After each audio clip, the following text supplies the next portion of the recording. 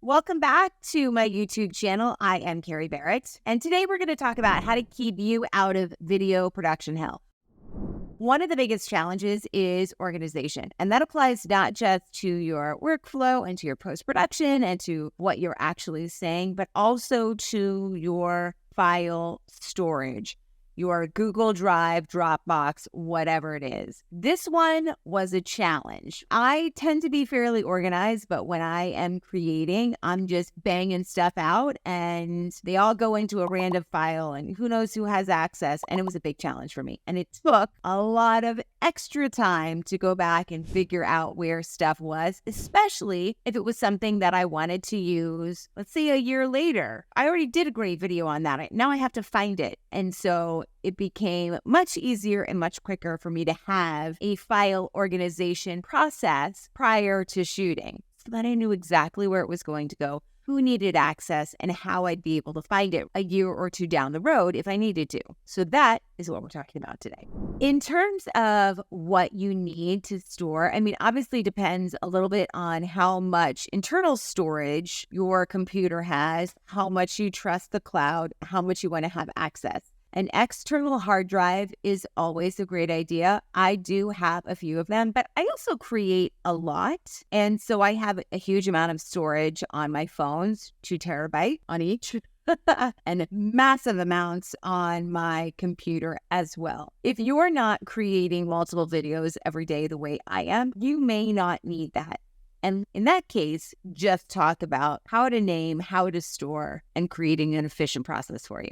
Step 1. You want to create sort of a file naming convention, something that you know you'll always remember and have access to. So it helps you locate, it helps you manage everything that you're creating effectively and efficiently. So perhaps for you, it is a combination of keywords.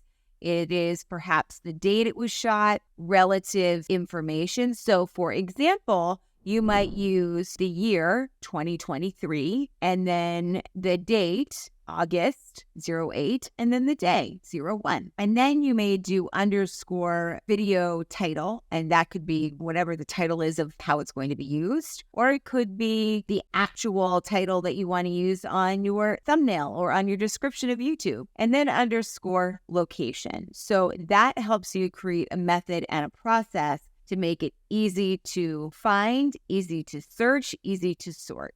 Number 2 is categorizing your video files. So classifying all of those videos into individual folders or categories makes it really easy for you to navigate, and it also enhances your production process and your workflow as well. So your productivity in a nutshell. You can create some main folders that are based on topics, projects, campaigns, and then within each of those folders, you can subdivide them based on date, based on video type, or other relevant video criteria. So for example, as you know, I use Story, the platform and the service, to edit all of my videos. So I have a folder that's titled Raw Story Vlogs. And everything goes in there, and then it goes in with its own title, along with the date, etc., so that I know, and they know, that when I've uploaded this particular file under this particular name, this is in fact the topic that we're going to be discussing. And oh, by the way, they can use that topic for meta tags, which also helps you for discoverability on YouTube. And speaking of metadata, that is in fact step 3. Metadata is what adds some really valuable context to your video files. So it makes them searchable, it makes them discoverable on platforms that are not your own, such as YouTube, which I just mentioned. So depending on your operating system or the video editing software that you are using, you can add metadata, which includes titles, it includes descriptions, keywords, it includes tags to your video files as well. And that will help not just when it is posted, but also within your own system to search and organize. Step 4, establish a backup strategy. I talked a little bit about this at the beginning of the video when I talked about gear. So protecting all of those video files is essential. You have to do it if you want to avoid video loss. There is nothing worse than spending a lot of time creating a great video and not having access to it because somehow, somewhere along the line, it disappeared. You can't find it. Somebody hacked your system, whatever the case may be.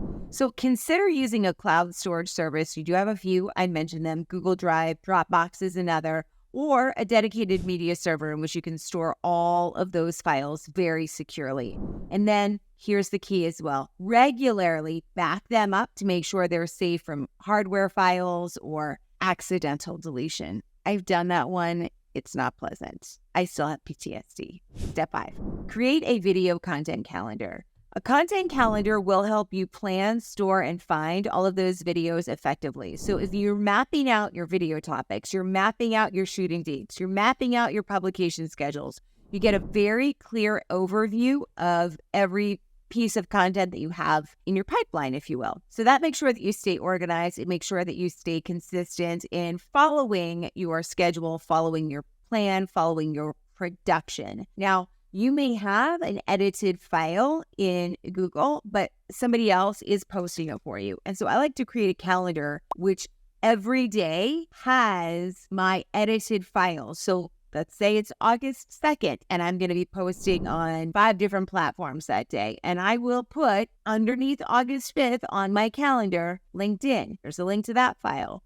Facebook, here's the link to that file. The key is I do try and stay about 4 to 8 weeks ahead of schedule with production and planning. That way, if something happens, I get sick, my social media manager gets sick, we have trouble with editing, or we want to reshoot some stuff, there is a little bit of buffer room. I know we dove into a little bit more than just video and file organization strategies today, but those other elements are important in supporting your video file process, your productivity hacks, if you will, when it comes to creating and finding and using your video effectively and efficiently. Don't forget to like and subscribe. And if you have questions, drop them in the comments. I look forward to seeing you in the next video.